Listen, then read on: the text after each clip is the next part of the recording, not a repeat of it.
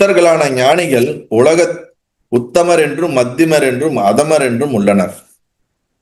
தன்னைத்தான் உணர்ந்தவர்களைத்தான் ஜீவன் முக்தர்கள் என்று சொல்கின்றோம். ஜீவன் என்றால் உணராதவன், ஜீவன் முக்தன் என்றால் தன்னை உணர்ந்தவன். அப்படி உணர்ந்தவர்களைத்தான் மகா ஞானிகள் என்று அழைக்கின்றோம். அந்த ஞானிகளில் 3 கேட்டகரியாக இங்க தத்தாத்திரேயர் பிரித்து சொல்கிறார். என்னவென்றால், முக்தர்கள் உலகத்தில் உத்தமர் என்றும் மத்தியமர் என்றும் அத்தமர் என்றும், ஃபர்ஸ்ட் செகண்ட் தேர்டுன்னு வச்சுக்கோங்களேன், ஏபிசி அப்படின்னு வச்சுக்கிட்டோம்னா, ஏ தான் உத்தமர், பினா மத்தியமர், அத்தமர்னா சி. நாம என்ன சொல்றோம்னா 100%, 90%, 80% மாதிரி நீங்க வச்சுக்கோங்க. சோ புரணாத்ம ஸ்வரூபத்தை உணர்ந்தவராக இருந்தும் பிராரப்தத்தினால் ஏற்படும் சுகதுக்க போகங்களால் அடிக்கடி வருந்துகின்றவர் மந்த ஞானிகள் ஆவர். இப்ப மந்த ஞானி, மத்தியம ஞானி, உத்தம ஞானிகளை விளக்கம் கொடுக்கிறாரு. இதுக்கு அடுத்த அத்தியாயம் முழுவதும் இதை பத்தி தான் பேசிட்டே இருக்க போறாரு. இதை பத்தி தான் கேள்விகள் நிறைய வருது. அதை என்ன டீட்டெயில்டா விளக்க போறாரு. ஆனா இந்த அத்தியாயம் முடியறதுக்கு முன்னாடி அடுத்த அத்தியாயத்துக்கு லீடு கொடுக்குறாரு. அந்த கேள்வி அவன் பரசுராமர் இதுக்கு அடுத்து கேள்வி கேட்டுக்கிட்டே இருக்க போறாரு, இதுல இருந்து தொடர்ச்சியா. ஆனா அதுக்கு முன்னாடி என்ன சொல்றாரு, மந்த ஞானிகளானவர்கள் அவர்கள் பூரணாத்மா ஸ்வரூபத்தை உணர்ந்தவராக இருந்தும் they know what is consciousness, they experience the consciousness, but பிராரத்தத்தினால் ஏற்படும் சுகதுக்க போகங்களினால் அடிக்கடி வருந்துகின்றனர்.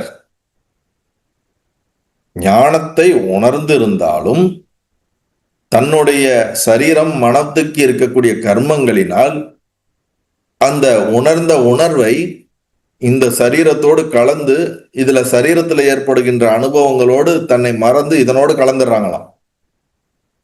தியானம் பண்ணும் போதோ அல்லது தன்னுடைய உணர்வுல இருக்கும் போது கான்சியஸ்னஸா ரியலைஸ் பண்றாங்க. ஆனா விவகாரங்கள்ல ஈடுபடும் போது, விவகாரங்களோடு சேரும் பொழுது அந்த உணர்வில் இருந்து நழுவி சரீரம் மனம் என்ற அந்த பிராரப்தம் நமக்கு எங்க ஓடுதோ அதனோடு கலந்து ஓடி அதுல என்ன ஆயிடுறாங்க, மெர்ஜ் ஆயிடுறாங்க. அப்ப அதனோட கலந்து ஓடும்போது என்ன ஆயிடுது, அதனால வர பாதிப்பு வந்துதானே தீரும். அது சுகமோ துக்கமோ வந்துதானே தீரும், ராகமோ துவேஷமோ வந்துதானே தீரும். அதனால பாதிக்கப்படுகிறார்கள். சரி, பாதிக்கப்பட்ட உடனே என்ன ஆகுது, திருப்பி ஐயோ பாதிக்கப்பட்டமே, இது நம்ம ஸ்டேட் கிடையாது, நம்ம ஸ்டேட் என்னன்னு தன்னை திருப்பி அந்த நிலைக்கு அவங்க என்ன பண்றாங்க, தன்னை உயர்த்தி கொண்டு அந்த நிலையில் இருக்கிறார்கள். மீண்டும் பிராரப்தத்தினால திருப்பியும் விழுகிறார்கள். அப்ப அவங்க சத்தியம் என்னதென்று உணர்ந்திருந்தாலும் அதிலே நிலைத்து நிற்க முடியாத காரணத்தினால், அதுல பர்மனண்டா எஸ்டாப்ளிஷ் ஆக முடியாத காரணத்தினால் சரீரமும் மைண்டு இழுக்குது ஒரு பக்கம். ஏன்னா சரீரத்தையும் மைண்டையும் ப்ராப்பரா ரெடி பண்ணாததுனாலயே ஞானம் கிடைச்சாலும் அதுல எஸ்டாப்ளிஷ் ஆகி இருக்க முடியாம சரீரமும் மைண்டு இன்னொரு பக்கம் இழுக்குது. அப்படி இருக்க முடியுமானா இருக்க முடியும். அதாவது ஞானம் என்பது அறிவு ரீதியாக நமக்கு ஏற்படுகிறது. ஏதோ ஒரு காரணத்துல அறிவு ரீதியாக ஒரு தெளிவு ஏற்பட்டுருது. ஆனா பாடி மைண்டையும் நீங்க ரெடி பண்ணல அப்படின்னா என்ன ஆகும், திருப்பி நம்மளை கொண்டு போய் என்ன பண்ணிடும், நடுத்தரில் நிக்க வச்ச மாதிரி கொண்டு போய் அதை சேர்த்துரும். அதுல கொஞ்ச காலம் போய் நல்லா அடிபட்டோம்னா இல்லைன்னு திருப்பி நம்ம வருவோம், திருப்பி கொண்டு போயிடும். ஆனா அதனால நமக்கு ஒரு முழுமையான ஒரு ஆனந்தமோ ஒரு அமைதியோ ஒரு பீஸ்ஃபுல்னஸோ இருக்குமானா இருக்காது. இந்த பிராரப்தம் அது பாட்டுக்கு அது இழுத்துட்டு போயிட்டே இருக்கும். அது நம்மள சுகதுக்கத்தை அனுபவிச்சுட்டே இருக்கும். நம்ம அப்பப்போ கொஞ்சம் கான்சியஸ்னஸையும் உணர்ந்துகிட்டு இப்படி மாறி மாறி இருக்கக்கூடிய நிலை, அதை தான் மந்த ஞானிகள் அப்படின்னு சொல்றாரு. ஞானத்தை உணர்ந்ததுக்கு அப்புறம் இது எப்படிங்க வரும் அப்படிங்கிற ஒரு கேள்வி நமக்கு வரலாம். ஞானத்தை உணர்ந்திருக்காங்க, ஆனா அதை முழுவதுமாக எஸ்டாப்ளிஷ் ஆகி பிராரப்தத்தினால பாதிக்கப்படாத அளவுக்கு அவர்கள் அதை இன்னும் தனக்குள் நிலைநிறுத்தி கொள்ளவில்லை என்பதுதான் அதுல இருந்து புரிஞ்சுக்கணும். ஆனா சத்தியம் என்னன்னு புரிஞ்சிருச்சு. ஆமா, எனக்கு நிறைய இந்த படிக்கிறது சொல்றதுனாலே எங்களுக்கு புரிஞ்சிருச்சுங்களா, அப்படியானா அப்படி கிடையாது. பரோட்சத்தினால நமக்கு அறிவுனால கேட்கப்பட்டு வர்ற அறிவு உணர்ந்தவங்களை மந்த ஞானிகள் அவர் சொல்லல. அதையும் தெளிவா புரிஞ்சுக்குங்க. இந்த அப்ரோக்ஷ ஞானம் அடைஞ்சதுலதான் 3 கேட்டகரியை பிரிக்கிறார். படிச்சதுனாலயோ 4 பேர் சொன்னதுனாலயோ ஒரு குருமார்கிட்ட கேட்டதுனாலயோ எனக்கு ஒரு அறிவு வந்துருச்சு அப்படிங்கறதுனாலயே நான் மந்த ஞானிகளானா அப்படி கிடையாது. அத ஒரு கிளிம்ஸ்னா என்னது, சனிக சமாதிகள் மாதிரி ஏதோ ஒரு அந்த நிலையை நீ டச் பண்ணி டேஸ்ட் பண்ணிட்டு திருப்பி வந்திருக்கிற. ஆனா இங்க வந்து உன் பாடி மைண்ட் அது இஷ்டத்துக்கு போகுது, அது வாசனைகள்ல ஓடுது. ஆனா நீ அதை டேஸ்ட் பண்ணிருக்க, அதுவும் தெரியுது, இதுவும் தெரியுது. இதோட கண்ட்ரோல் இல்லை, ஆனா அதை நான் டச் பண்ணியிருக்கேன், அதை ஸ்ட்ராங்கா பார்த்துருக்கேன். அப்படிங்கிற இருக்கிறவங்கள தான் மந்த ஞானிகள் அப்படின்னு நம்ம சொல்றோம். அது ஏன் நடந்தது அப்படின்னா, அவங்க ப்ராப்பரா பாடி மைண்டை ட்ரெயின் பண்ணாம இருந்திருக்கலாம். இல்ல பல ஜென்மத்தோடைய பிராக்டிசஸ்னால அவங்க பிராரப்தம் ஒரு பக்கம் இருக்கலாம். பிராரப்த இந்த பிராரப்தம் நமக்கு சுகதுக்கத்தை தரலாம். அவங்க ஏற்கனவே செஞ்ச தவங்களினுடைய இதனால சடனா கூட அவங்களுக்கு இந்த மாதிரி ஒரு புரிதல் ஏற்படலாம். அந்த மாதிரி நிறைய பேருக்கு நடந்திருக்கு. பை பர்த் ஆஃப் கண்டினியூஸ் நம்ம பண்ண தபஸனுடைய வெளிப்பாடு ஒரு நேரத்தில் ஒரு கிளிம்ஸா நமக்கு வந்திருக்கும். பட் இப்ப பாடி அண்ட் மைண்டை ரெடி பண்ணலைன்னா அது இஷ்டத்துக்கு போயிட்டே இருக்கும். நம்ம அதனோட கலந்துட்டு இருக்கோம். அதுக்கப்புறமும் கண்ட்ரோல் பண்ண முடியுமானா பண்ண முடியும். அது டிபெண்ட்ஸ் ஆன் ஒவ்வொரு பர்சனோடைய வாசனைகளை பொறுத்து அது கண்ட்ரோல் பண்ண முடியும், கண்ட்ரோல் பண்ண முடியாம கூட போகலாம். ஆனா அதனாலேயே அவர்கள் வந்து பிறவி இல்லாத நிலையை அடைந்து விடுவார்களா அப்படின்னு ஒரு கேள்வி வந்துச்சுன்னா, அதுக்கு அடுத்த அத்தியாயத்துல அவர் பதில் சொல்லுவார். அதை நம்ம அடுத்த அத்தியாயத்துல கேள்விகள் வரும்போது பார்ப்போம். இப்ப அதுக்கு அடுத்து, எவர்கள் பிராரப்தத்தை அடைந்து பூஜித்தாலும் மது உண்ட வண்டு போல அது தெரியாமல் இருக்கின்றாரோ அவர்கள் மத்திம ஞானிகள் என்று கருதப்படுவார்கள். சோ மத்திம ஞானிகள் என்றால் தேனை உண்ட வண்டு போல, மது உண்ட வண்டு போல, போதையில எப்படி இருந்தா ஒருத்தனுக்கு தன்னை சுத்தி நடக்கிறது எதுவுமே தெரியாதோ, சிம்பிளா நம்ம லாஜிக் சொல்லணும்னா அதுதான். நல்லா ஒருத்தன் வந்து மது, சோமபானம், அந்த பானம் இந்த பானம்னு குடிச்சிட்டா அவனுக்கு வந்து சுத்தி என்ன நடக்குது, தனக்குள்ள என்ன நடக்குதுன்னு தெரியாது. ஆனா நான் இருக்கிறேன்றது மட்டும் இருக்கும். ஆனா என்னவா இருக்கிறேன், எங்க இருக்கிறேன், எது பல நேரத்துல நம்ம போகும்போது வழியில பாக்குறது உண்டு. பல பேர் சொர்க்க உணர்வுல அப்படியே கிடப்பாங்க தரையில. அந்த மாதிரி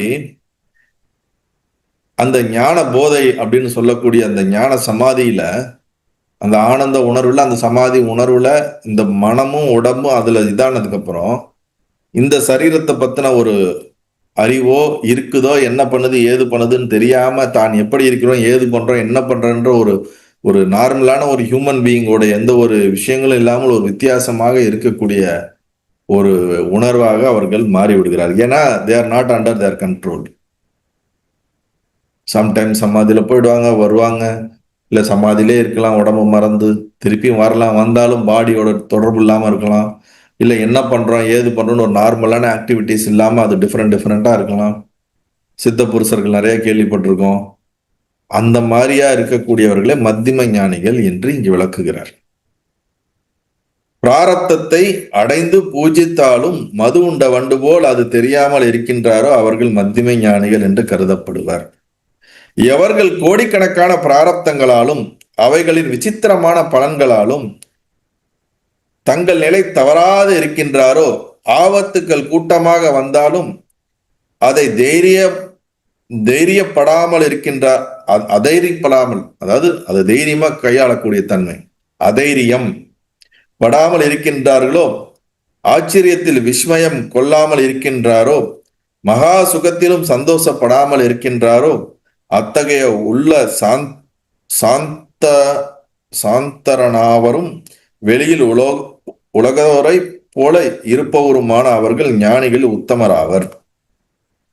இப்ப அவங்களுடைய கேரக்டரிஸ்டிக்ஸ் சொல்றாரு, உத்தம ஞானிகள் எப்படி இருப்பாங்க அப்படின்னு. பல ஆயிரக்கணக்கான பிராரப்தங்கள் என்ன வந்தாலும் அந்த பிராரப்தத்தினால் பாதிக்கப்படாத தன்மையில தன்னை உயர்த்தி கொண்டவர்கள். மந்த ஞானிகள் பிராரப்தத்தினால பாதிக்கப்பட்டு சுகதுக்கத்துக்குள்ள விழுந்து விழுந்து எந்திரிக்கிறவங்க. மத்திம ஞானிகளுக்கு அது என்ன நடக்குது ஏது நடக்குதுன்னு ஒரு தெளிவில்லாத இருக்கக்கூடிய நிலை, அதுவும் ஞான நிலை. அதுதான், அது ஞானத்தை தெரிந்து ஆனா மனம் உடல் வந்து அது என்ன எப்படி போகுதுங்கிற ஒரு அன்கன்ட்ரோல்டு ஆன state, under that is not under their control அப்படின்னு.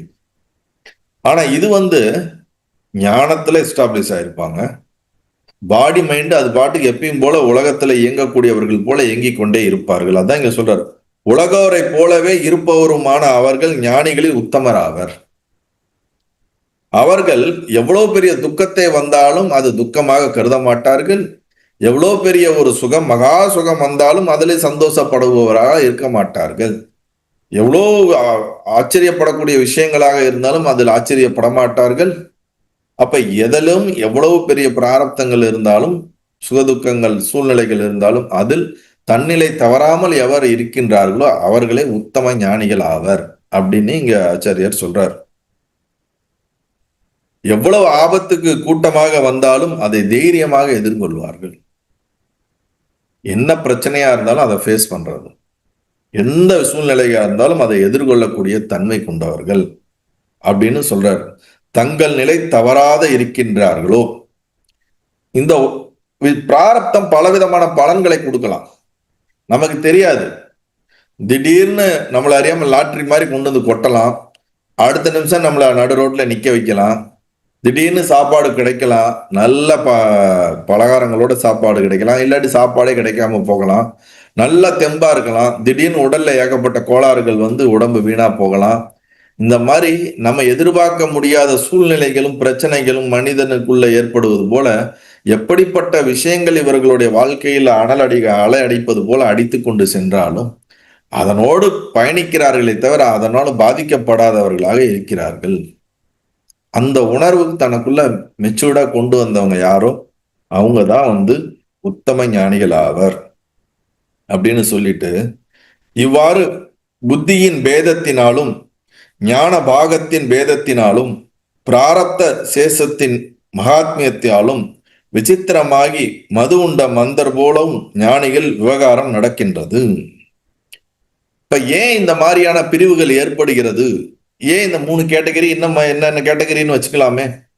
ஏன் அவங்களுக்குள்ள ஞானம்ங்கிறது ஒன்னாதானே இருக்க முடியும், அது ஏன் இப்படி மாற்றம் வருதுன்ற ஒரு நமக்குள்ள கேள்விகள் வந்துச்சுன்னா அதுக்கு பதில் சொல்றாரு. புத்தியோட பேதத்தினாலும். அப்ப பல ஞானிகளோட லைஃப் எடுங்க, அவங்களுடைய எல்லாருடைய புத்தியும் ஆஃப்டர் ரியலைசேஷனுக்கு அப்புறம் ஒரே மாதிரி இயங்குதா, வேற மாதிரி இயங்குதா? அவர்கள் மனமும் புத்தியும் உலக வாழ்க்கையில என்ன அவர்களுக்கு கற்றுக்கொண்டார்களோ தெரிந்தார்களோ அந்த இதுக்கேற்றார் போல்தான் அவர்களுடைய வெளிப்பாடு இருந்திருக்கும். அந்த புத்தி அதுக்கேற்ற மாதிரி இயங்கி இருக்கும். அப்ப சரீரமும் மனசும் புத்தியும் அந்தந்த அந்தந்த யுனிக்கான அந்த உடம்புக்கு எப்படி வடிவமைக்கப்பட்டிருக்கோ அது போல அது இயங்குது. அதனால புத்தி பேதம் இருக்குது. நம்ம எல்லா ஞானிகளுடைய செயல்பாடுகளும் ஒரே மாதிரி வச்சு பார்க்க முடியாது. ஒரே மாதிரி தானே இருக்கணும் அப்படின்னு நீங்க நினைச்சோம்னா நம்ம தான் மிகப்பெரிய அறியாமையில் இருக்கும். ஒரே மாதிரில இருக்க முடியாதுங்கிறத அவர் இங்க எஸ்டாப்ளிஷ் பண்றாரு, வேற எதுவும் எஸ்டாப்ளிஷ் பண்ணல. புரியுதுங்களா? புத்தி பேதத்தினாலும் ஞான பாகத்தின் ஞானத்தினுடைய பேதத்தினாலும் அவங்க பிராரப்தம் பை பர்த்தே அவங்க எடுத்துட்டு வந்திருக்க கர்மம், அவங்க இதெல்லாம் அனுபவிக்கணும், இதெல்லாம் அண்டர்கோ பண்ணணும், இதெல்லாம் வேற வழியே ஒண்ணு. இந்த உடம்புக்கு வந்ததுக்கு அப்புறம் அவங்க புத்தியை டெவலப் பண்ணதுனால இருக்கக்கூடிய வேரியேஷன்ஸ். இன்னொன்னு பை பர்த் எடுக்கும் போதே கொண்டு வந்த பல விதமான விஷயங்களை அனுபவிக்க வேண்டிய விஷயங்கள். இதெல்லாம் காம்பினேஷனோடையும் அந்த ஞானத்தோடைய டெப்த், இதெல்லாத்தையும் பொறுத்துதான் அவங்களுடைய செயல்பாடுகள் இருக்கின்றன, அவர்களுடைய விவகாரங்கள் இருக்கின்றன. விசித்திரமாகி மது உண்ட மந்தர் போலவும் ஞானிகள் விவகாரம் நடக்கின்றது. மொத்தத்துல அவங்க ஞானிகள்னு சொல்லிடுறாரு. ஓவராலா பார்க்கும்போது இது எல்லாமே வந்து இதனோட அன்அட்டாச்சா இருக்கிறாங்க. ஆனா அன்அட்டாச்சா இருக்கிற தன்மை வந்து அவங்களுடைய சரீரம் பிராரப்தம் ஞானத்தினுடைய டெப்தை பொறுத்து அவங்களுக்குள்ள மாறுபாடுகள் இருக்கின்றன. ஆனா இப்படிலாம் இந்த ஒரு விஷயம் இருக்குங்கிறதே நமக்கு தெரியாது. இப்படிலாம் இருக்கும்னு நம்ம எல்லாத்தையும் ஒரே கேட்டகரியில வச்சிடறோம்.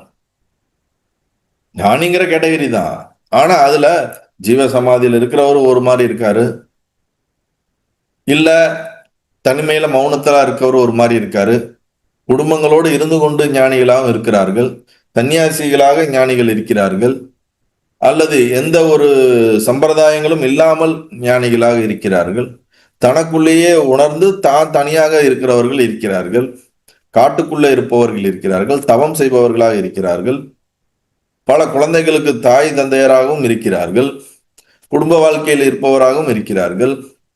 சில பேர் சாஸ்திரத்தை ஏற்றுக்கொள்கிறார்கள், சில பேர் சாஸ்திரத்தை ஏற்றுக்கொள்ளவில்லை. பல விசித்திரமான வினோதமான பலவிதமான சரீரத்திலே பலவிதமான அந்த சக்தி வெளிப்பட்டு இருக்கிறது. அதை எவ்வாறு புரிந்து கொள்வதுன்னா நமக்கு ஓரளவுக்கு அந்த ஒரு புத்திசாலித்தனம் இருக்கணும். இதை பத்திலாம் தெரிஞ்சிருந்தாதான் அவங்கள சரியா நம்ம அப்சர்வ் பண்ணி ஸ்டடி பண்ண முடியும். இல்லாட்டி நம்ம எல்லாத்தையும் ஒரே கேட்டகரியில போட்டோ இல்ல நமக்கு ஏத்த மாதிரி ஒரு கேட்டகரியில போட்டா அதெல்லாம் சூட் ஆகாது.